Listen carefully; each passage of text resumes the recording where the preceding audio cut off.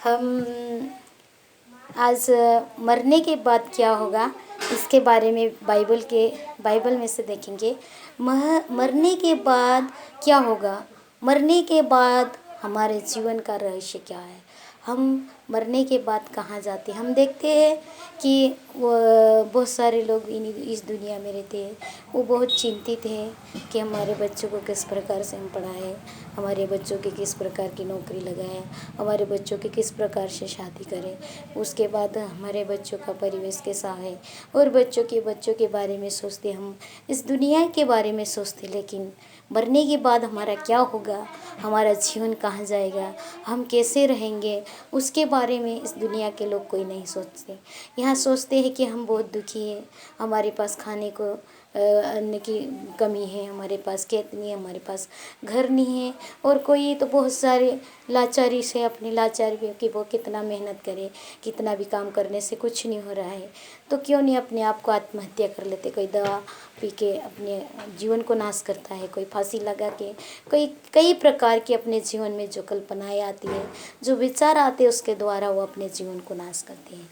लेकिन मैं आज मरने के बाद क्या होगा और मरने के बाद के रहस्य के बारे में आप लोगों के सामने कुछ बताना चाहती हूँ। हम देखते हैं कि आज प्रत्येक मनुष्य अपने भविष्य की चिंता करता है, अपनी मंजिल जानना चाहता है, हमारी मंजिल क्या है।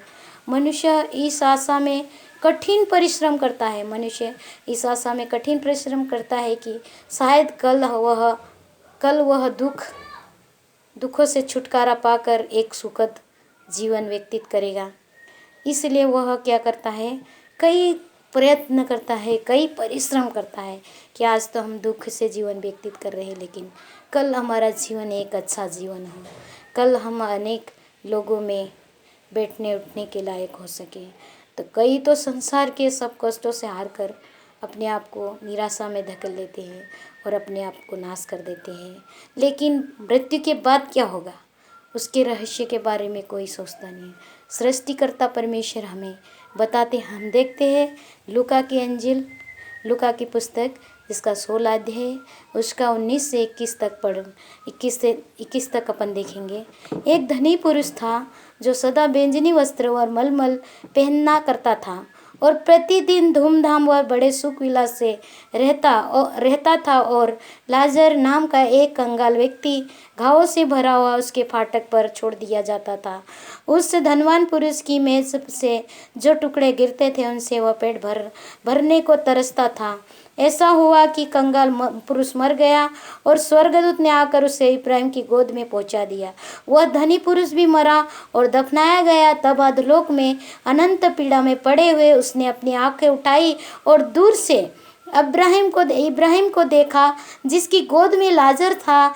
तब उसने पुकार कर कहा, हे पिता इब्राहिम मुझ पर दया कर, हे पिता इब्राहिम मुझ पर दया कर, लाजर को भेज कि वह अपनी उंगली का सीरा पानी में डुबोकर मेरी जीभ को ठंडा करे, क्योंकि मैं ज्वाला में तड़प रहा हूँ। परंतु इब्राहिम ने कहा, हे पुत्र स्मरण कर कि तू अपने जीवन में सब अच्छी वस्तुएं प्राप्त कर चुका है, तो अपने जीवन में अच्छी वस्तुएं पा चुका है। इसी प्रकार लाजर भी बुरी वस्तुएं पर अब वह यहाँ शांति पा रहा है और तू पीड़ा में तड़प रहा है। इसके अतिरिक्त हमारे और तुम्हारे मध्य में एक अर्थात खाई निर्धारित की गई कि यहाँ से यदि कोई उस पार जाना भी चाहे तो न जा सके, और वहाँ से यदि कोई इस पार हमारे पास आना भी चाहे तो ना आ सके।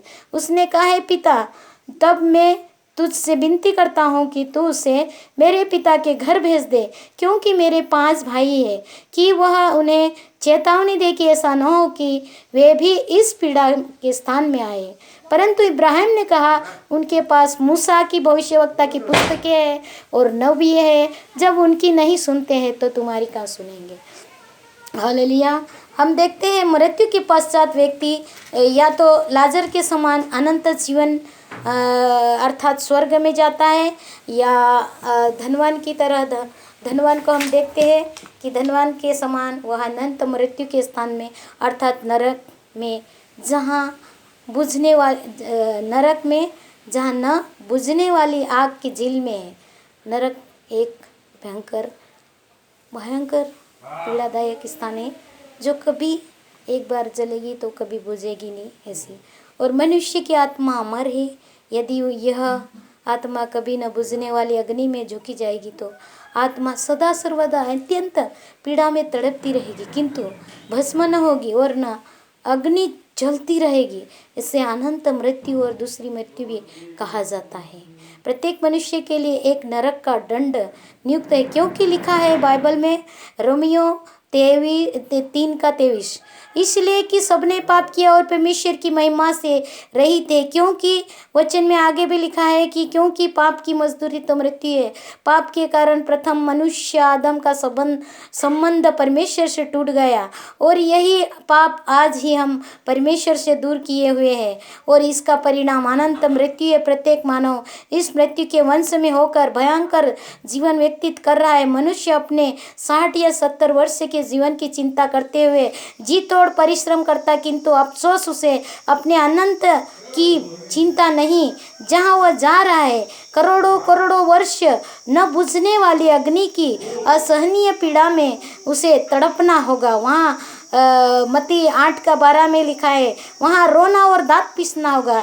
यह अत्यंत चिंता व खेद का विषय है। इसलिए प्रभु का वचन भी कहता है रोमियो 13:11, अतः तुम्हारी नींद से जाग जाने की घड़ी आ पहुंची है। अतः तुम्हारे नींद से जाग जाने की घड़ी आ पहुंची है। यदि मनुष्य सारे जगत, अपन देखते हैं मत्ती 16:26 में भी, यदि मनुष्य सारे जगत को प्राप्त करे और अपने प्राण की हानि उठाए तो उसे क्या लाभ होगा? क्या नरक से बचने का कोई मार्ग या उपाय है? जी हाँ, इस अनंत मृत्यु व नरक के दंड से छुटकारा पाना ही उद्धार व मुक्ति है। वो है यीशु मसीह है, उद्धार और मुक्ति। आमीन, हालेलुया। इस वचन में हमें संसार में जितना भी जतन करना है, जो भी करना है, जो कुछ भी करना है, परिश्रम करना है, या तुम जितने भी कर्म करना, कुछ भी कर लो, लेकिन अगर प्रभु यीशु को अपने जीवन में मुक्तिदाता ग्रहण नहीं करोगे और संसार की सारी वस्तु को तुम प्राप्त कर लोगे, फिर भी आप स्वर्ग में कभी नहीं जा सकते। एकमात्र द्वार यीशु मसीह है, मार्ग सत्य जीवन यीशु मसीह है, उसके द्वारा कोई पिता के पास नहीं पहुँच सकता। वो सकरा द्वार यीशु मसीह है। उस द्वार के लिए जाने के लिए यीशु को जानना होगा, यीशु के बारे में जानना होगा, यीशु के सम्मुख आना पड़ेगा, यीशु के चरणों में बैठना पड़ेगा। प्यारे भाइयों और बहनों, इस वचन के द्वारा परमेश्वर हमें सिखाता है कि जैसे लाजरस जो इस दुनिया में रह के प्रभु के बारे में वो लाचारी से जीवन जिया, दरिद्रता से जिया, लेकिन वो भय के साथ जिया, और जो धनवान है वह ऐशो आराम के साथ दुनिया की सारी ऐशो आराम में जिया, लेकिन अपने जीवन को नहीं बचा पाए। वैसे ही आज की दुनिया में लोग जी रहे हैं अपने जीवन की चिंता, मरने के बाद क्या होगा, हम कहाँ जाएंगे, कैसे रहेंगे, उसकी कभी चिंता नहीं की है।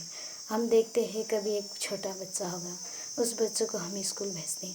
एक उदाहरण मैं आप लोगों के सामने रखना चाहती हूँ। एक बच्चा था, एक दिन स्कूल जा रहा था, तो एक उधर से एक बूढ़ा बाबा आया और उस बच्चे से पूछा, बेटा कहाँ जा रहा? बेटे ने कहा, मैं पढ़ने जा रहा हूँ। पढ़ने जा रहा हूँ, पढ़ के क्या करेगा? उसने कहा, मैं पढ़ने के बाद नौकरी करूँगा।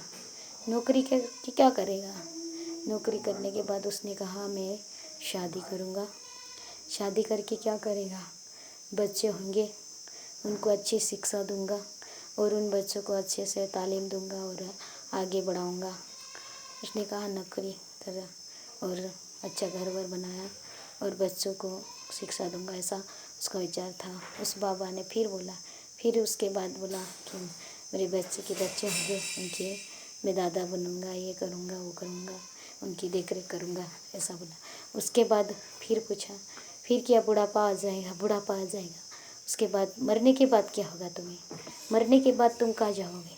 अब बच्चा था, वो कभी सोचा नहीं, दुनिया की बातों में ही सोचता रहा, दुनिया ही सब कुछ सोचा, पर मरने के बाद क्या होगा, मैं कहाँ जाऊँगा, मेरा जीवन क्या है, वो नहीं जाना। मेरी आत्मा, कहते हैं मनुष्य मर जाता है लेकिन उसकी आत्मा मर रहती है, वैसे ही वो मरने के बाद उसकी आत्मा कहाँ जाएगी, कहीं इस दुनिया के कोई लोग नहीं सोचते, लेकिन यीशु मसीह हमें बताता है, मार्ग सत्य जीवन में ही हूँ, बिना मेरे द्वारा कोई पिता के पास नहीं पहुँच सकता। इसलिए यीशु मसीह को जाने, यीशु मसीह को खोजें, यीशु मसीह को मुक्तिदाता जानकर ग्रहण करें। इस वचन के द्वारा हमें ये लड़के से भी ये शिक्षा मिलती है कि हम भी दुनिया में रहते हैं, ये सब कुछ सोचते हैं, लेकिन मरने के बाद क्या होगा उस भविष्य के बारे में कभी नहीं सोचते, लेकिन मरने के बाद के बारे में भी सोचने मिलती है। उसमें लिखा है कि मनुष्य की आयु 70 या 80 साल, अच्छा खाना खाएंगे तो 80 साल, लेकिन उसके बाद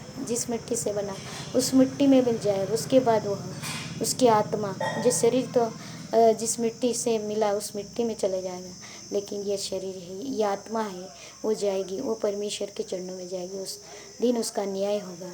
तो क्या होगा मेरे भाई, मेरी बहना, इसलिए प्रभु को जानिए, प्रभु के बारे में अधिक से अधिक खोज करिए। ये परमेश्वर पिता इस वचन के द्वारा हम सबको ब्लेसिंग करे। आमीन।